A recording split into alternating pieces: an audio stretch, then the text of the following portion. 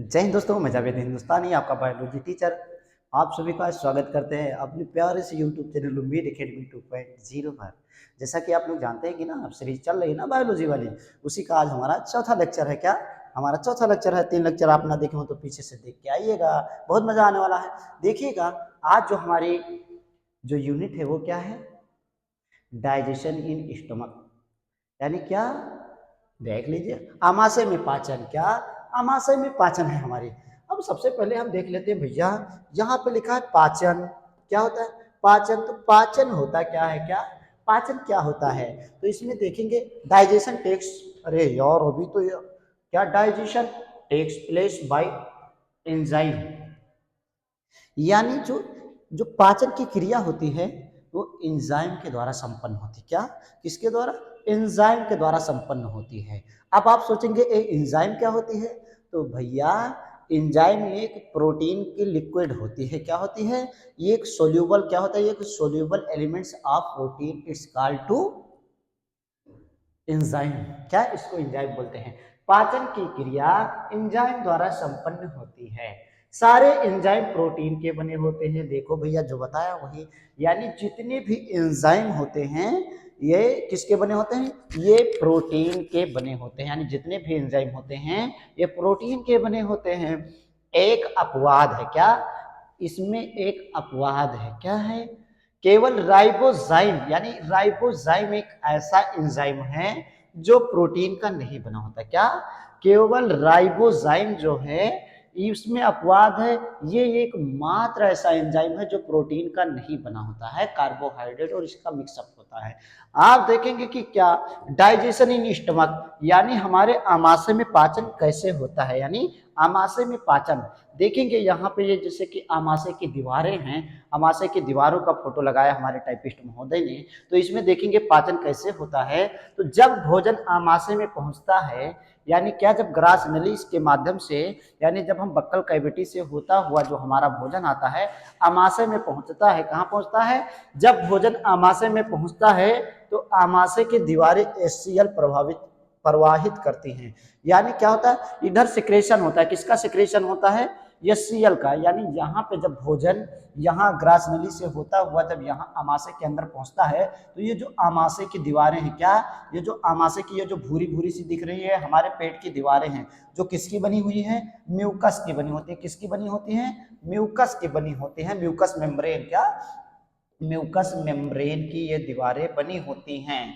तो इस आमाशय की दीवारें, ये जो आमाशय की दीवार होती है इसी से किसका एचसीएल का एचसीएल प्रवाहित होता है। यानी एचसीएल निकलता है। एचसीएल यानी हाइड्रोक्लोरिक एसिड, यानी हाइड्रोक्लोरिक अम्ल का यहाँ पे श्रावण होता है। किसका श्रावण होता है?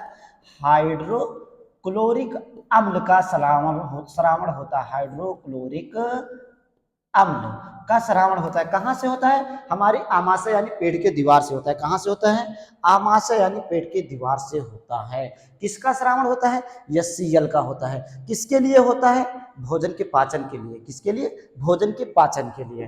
अब देखेंगे हम भैया, यहाँ पे देखेंगे कि क्या होता है, यानी फंक्शन ऑफ एचसीएल। क्या एचसीएल के जो फंक्शन होते हैं, यानी जो कार्य होते हैं, हाइड्रोक्लोरिक के कार्य जो होते हैं देख लेते हैं। यानी हाइड्रोक्लोरिक अम्ल के कार्य, क्या हाइड्रोक्लोरिक अम्ल के क्या कार्य हैं, यानी जो हाइड्रोक्लोरिक अम्ल क्या क्या फंक्शन करता है। तो इसको हम देखते हैं, इसके जो कौन कौन से काम हैं आप देखेंगे। इसमें सबसे पहला जैसे kills the bacteria present in food, यानी जो हम खाना खाते हैं तो खाना खाते समय जो बैक्टीरिया हमारे यहाँ पे, अगर जैसे हमने खाना खाया तो कुछ को तो हमारी जो लार ग्रंथियां होती है, यानी जो टाइलिन होता है, ये टाइलिन नष्ट कर देता है। उसके बाद में जो बैक्टीरिया बच जाते हैं, यानी आमाशय तक पहुंच जाते हैं, हमारे पेट के अंदर तक पहुंच जाते हैं, उसको कौन नष्ट करता है? यही एचसीएल हाइड्रोक्लोरिक अम्ल उसको नष्ट कर देता है। क्या हाइड्रोक्लोरिक अम्ल नष्ट कर देता है। तो पहला काम होता है भोजन में, क्या होता है?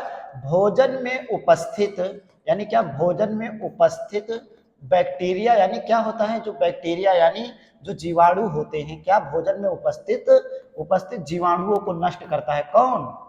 HCl क्या करता है, भोजन में उपस्थित जीवाणुओं को नष्ट कर देता है। क्या कर देता है, नष्ट कर देता है।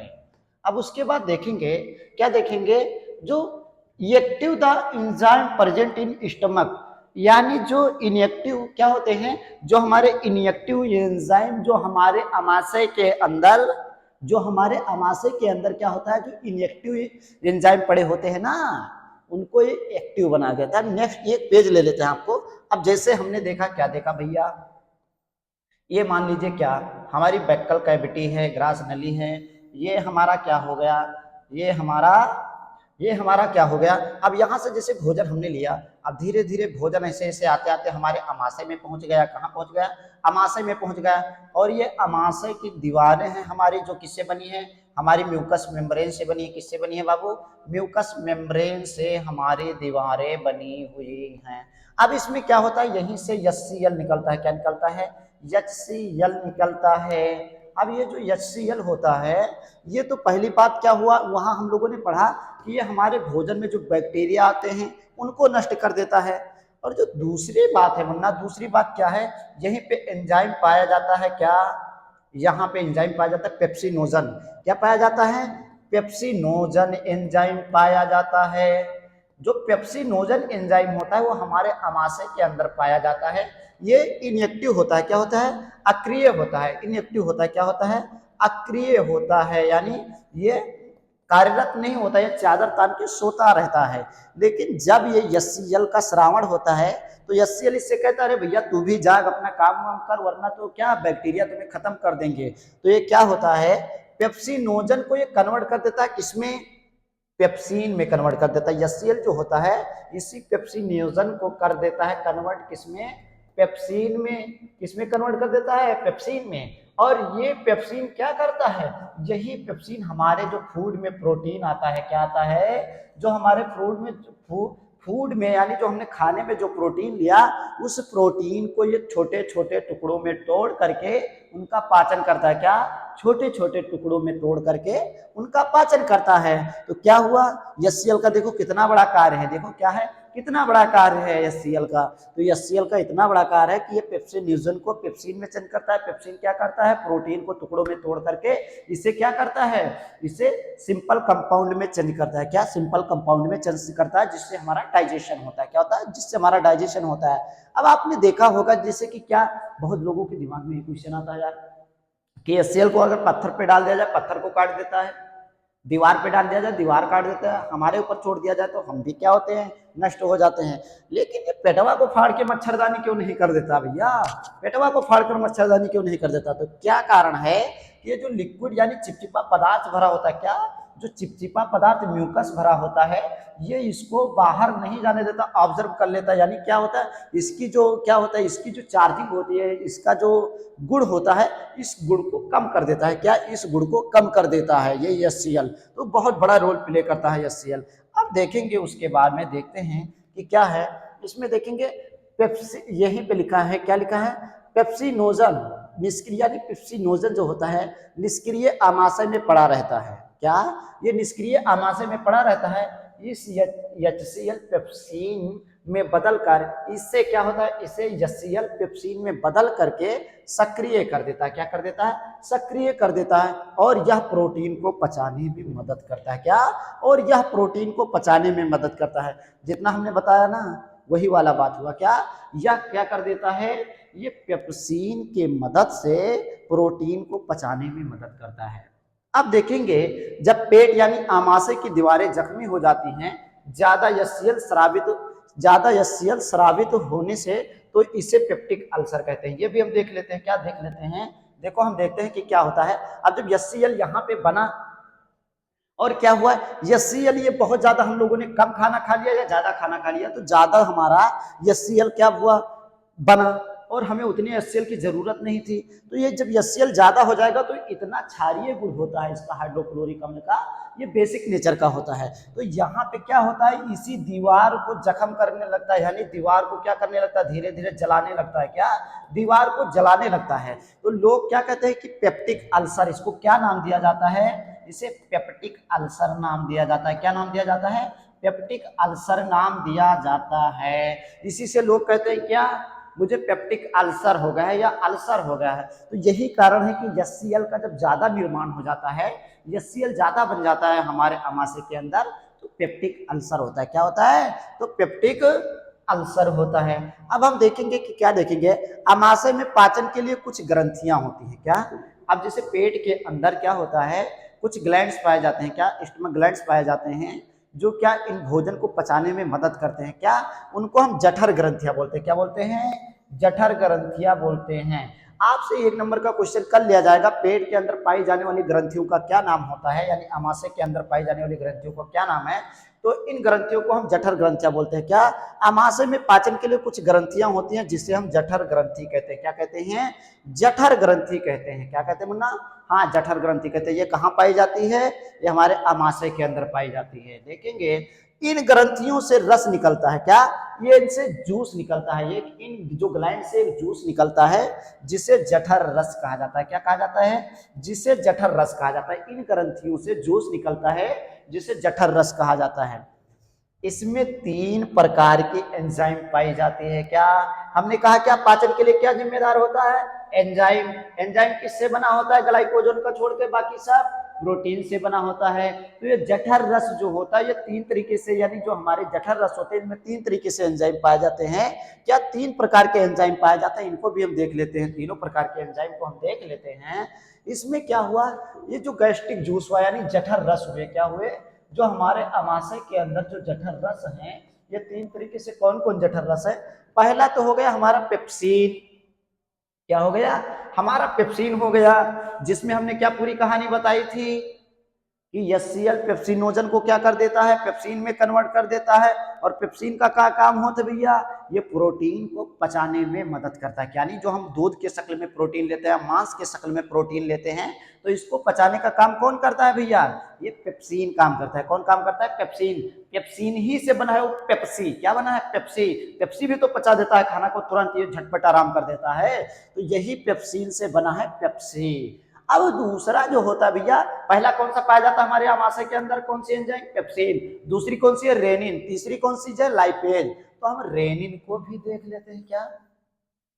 रेनिन को भी देख लेते हैं। अब कैसीन जैसे क्या, रेनिन को कैल्शियम, कैल्शियम को पैरोमिसिनेट में बदलता है। क्या? ये जो कैसीन होता है, कैसीन क्या होता है, ये कैल्शियम को पैरामिसिनेट में बदलता है, यानी दही में बदलता है यार, कर्ड में बदलता है। ये जो पैरामिसिनेट है, इसको दही बोलते हैं। क्या बोलते हैं? ये दही बोलते हैं। यानी ये क्या करता है बाबू, ये इसको प्रोटीन को दही में बदल देता है। आपसे क्वेश्चन किया जाए कि हमें दही खाना, जैसे कि जब पेट के अंदर जब हम क्या करते हैं, जब हम दूध लेते हैं प्रोटीन की शक्ल में, तो क्या होता है, ये प्रोटीन बदल जाता है हमारा दही में। कौन? पेप्सी। इसके माध्यम से, किसके माध्यम से? कैसीन के माध्यम से ये दही में बदल जाता है। तो आपसे क्वेश्चन पूछा जाएगा कि दूध से दही बनाने में कौन मदद करता है, कौन सी एंजाइम? तो कैसीन एंजाइम। कौन सी एंजाइम? Casein enzyme. नोट्स कीजिएगा, बड़ी अच्छी क्लास है यार। अगर एक बार क्लास आपने देख लिया ना, दोबारा रिकॉल कर दिए तो आप बायोलॉजिस्ट बन गए यार। इतना भी बड़ा नहीं, लेकिन अच्छा खासा नॉलेज हो जाएगा आपके पास में। तो देखेंगे कि क्या कैसीन रेनिन को कैल्शियम, रेनिन मतलब रेनिन को कैल्शियम पैरासिनेट में बदलता है। अब ये देखेंगे रेनिन जो है, क्या ये कैसीन जो है, ये एक मिल्क प्रोटीन है। यानी दूध के अंदर जो प्रोटीन पाया जाता है वो केसीन पाया जाता है। क्या पाया जाता है? केसीन पाई जाती है। दूध के अंदर जो प्रोटीन पाई जाती है उसका नाम क्या है? केसीन। तो ये भी क्वेश्चन आपका यहाँ पे बनता है कि दूध के अंदर पाई जाने वाली क्या प्रोटीन का क्या नाम है, तो उसका नाम केसीन है। उसके बाद हम देखते हैं लाइपेज, जो तीसरा होता है, ये लाइपेज होता है। ये जो फैटी एसिड होती है, यानी वसीय अम्ल होता है, इसे ग्लिसराइल के नाम से भी जाना जाता है। क्या? तो ये लाइपेज यानी वसा को किसमें तोड़ता है? वसीय अम्ल में तोड़ता है। और ग्लिसरेल नावे सर आ गए हमारे क्लास में आज। फिर अभी इनकी क्लास होने वाली है। क्या? अभी इनकी क्लास होने वाली है। नावे सर बड़े फनी है यार, जब भी आते हैं हंसी निकल जाती है यार। तो ये क्या, वसीय अम्ल प्लस ग्लिसराइल में बदल जाता है। किसमें बदल जाता है? ग्लिसराइल में बदल जाता है। अब ये देखेंगे, यानी milk milk milk milk coagulating, यानी जो ये इसका क्या मतलब होता है, जमना, यानी कोगुलेटिंग जो होता है इसको हम बोलते हैं जमना, यानी जो दूध जमता है, यानी दूध के जमा में जो एंजाइम प्रेजेंट होता है in stomach is name the component of food not digested in stomach. यानी ये जो स्टमक में, मतलब ये कह रहा है कि मिल्क कटलेक enzyme present in stomach is not क्या is name the component of food not digested in stomach. मतलब जो ये होता है, क्या होता है, ये जो दूध के अंदर एंजाइम पाए जाते हैं ये हमारे पेट के अंदर मतलब जैसे डाइजेस्ट नहीं होते हैं क्या, तो इसीलिए इसको दही में कन्वर्ट किया जाता है। क्या किया जाता है कि ये अमाशय का भोजन किस, यानी इसको दही में कन्वर्ट किया जाता है कैसीन के माध्यम से। कैसीन यानी रेनिन को क्या करता है, कैसीन मतलब जैसे ये प्रोटीन में जो पाया जाता है इसको कैसीन की मदद से मतलब इसको तोड़ दिया जाता है जिससे ये दही बन जाता है। ये दूध को डायरेक्ट हम नहीं पचा सकते हैं, ठीक है, तो इसलिए उसको दही के रूप में परिवर्तित किया जाता है। उसके बाद डाइजेशन होता है हमारे अमाशय के अंदर। अमाशय किस भोजन के किस घटक का पाचन नहीं होता है, तो अमाशय के अंदर यानी किसका जो हमारा कौन सा घटक है जिसका पाचन नहीं होता है, तो अमाशय के अंदर क्या हुआ, प्रोटीन के लिए कौन सा पाया गया, हमारा पेप्सिन पाया गया, तो पेप्सिन से हमारा प्रोटीन चला गया। उसके बाद में क्या हुआ, हमने आपको बताया था लाइपेज, यानी लाइपेज क्या करता है, वसा को। उसके बाद हमने क्या होता है कैसीन यानी रेनिन, वो कैसीन रेनिन को कर देता है। लेकिन जो कार्बोहाइड्रेट होता है इसके लिए हमारे अमाशय के अंदर कोई ग्रंथियां नहीं पाई जाती हैं, तो इसलिए कार्बोहाइड्रेट का पाचन हमारे पेट के अंदर नहीं होता है। क्या, हमारे पेट के अंदर कार्बोहाइड्रेट का पाचन नहीं होता है। इतनी बात। अब उसके बाद देखेंगे कि ये जो छोटी आंत में पाचन, क्या छोटी आंत में पाचन, एक ही बड़ा अच्छा इमेज लगा कि छोटी आंत में पाचन कैसे होता है। अब जैसे अमाशय के बाद में भोजन क्या होता है, यहाँ पे देखिएगा क्या होता है, ऐसे बनाया।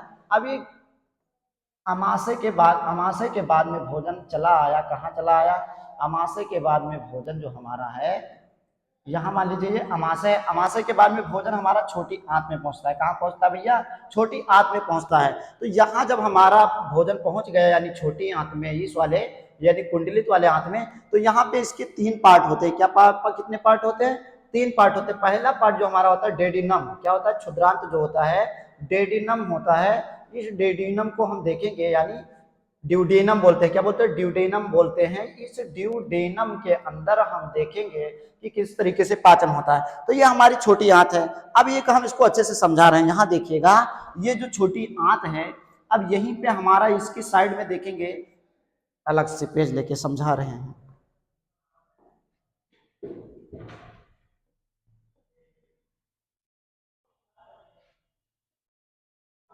यानी ये हमारा अमाशय हो गया, क्या हो गया, ये हमारा अमाशय हो गया। अमाशय के बाद में यहाँ मान लीजिए ये छोटी आंत हो गई, क्या हो गई, छोटी आंत हो गई।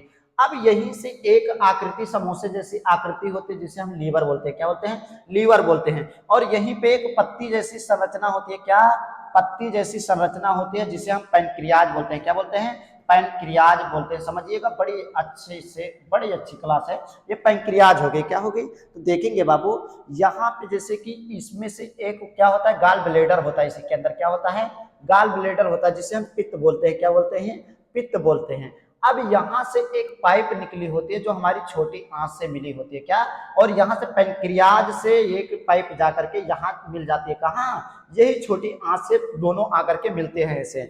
अब बिल्कुल डॉक्टर बन जाएंगे इस क्लास में। अब देखेंगे कि यहीं से हमारे लीवर के अंदर क्या निकलता है, बाइल जूस निकलता है। क्या निकलता है, बाइल जूस निकलता है हमारे लीवर के अंदर से। अब ये जो बाइल जूस होता है यानी पित्तरस जो निकलता है हमारे लीवर से निकलता है, देखिएगा, लेकिन ये बाइल जूस निकल के श्रावण होकर जाके इकट्ठा हो जाता है, कहाँ, हमारा इकट्ठा हो जाता है गाल ब्लेडर के अंदर। कहाँ इकट्ठा हो जाता है, गाल ब्लेडर के अंदर इकट्ठा हो जाता है। तो यही कारण है। अब ये गाल ब्लेडर से सीधे रास्ता बनाते हुए ये कहाँ आ जाता है, ये आ जाता है भैया हमारा छोटी आंत के अगले वाले भाग में। कहाँ, छोटी आंत के अगले वाले भाग में यहाँ पे आ जाता है। और यहाँ से पैंक्रियाज से अग्नाशयी रस निकला, क्या निकला, अग्नाशयी रस निकला। तो उसके बाद में ये दोनों जब, अब ये खाने को क्या होता है, जो हम खाना खाते हैं तो उन खाने को ये दोनों जूस मिला करके इसको क्षारीय बनाते हैं। क्या बनाते हैं, क्षारीय बनाते हैं, जिससे इसके पाचन में आसानी हो जाती है, जिससे इसके पाचन में आसानी हो जाती है। तो ये इस तरीके से पूरा सिस्टमेटिक तरीके से काम होता है, इनके फंक्शन होते हैं एचसीएल के। और छोटी आंत में पाचन क्या होता है, अब इसके बाद में कल पूरी अलग अलग तरीके से हम देखेंगे कि लीवर का क्या काम होता है, पैंक्रियाज का काम क्या होता है, और उसके बाद में बड़ी आंत का पाचन में क्या रोल है, छोटी आंत का क्या रोल है। तो ये सिस्टमेटिक तरीके से ज्यादा क्लास ना लंबी हो जाए, इसलिए 25-30 मिनट की क्लास हमने ड्यूरिंग टू मतलब 25-30 मिनट 25 या 30 मिनट की क्लास हमने ऐसे सीक्वेंस बनाया है। मुझे विश्वास है आज की क्लास आप लोगों को बहुत अच्छी लगी होगी। धन्यवाद, फिर मिलेंगी अगली क्लास में।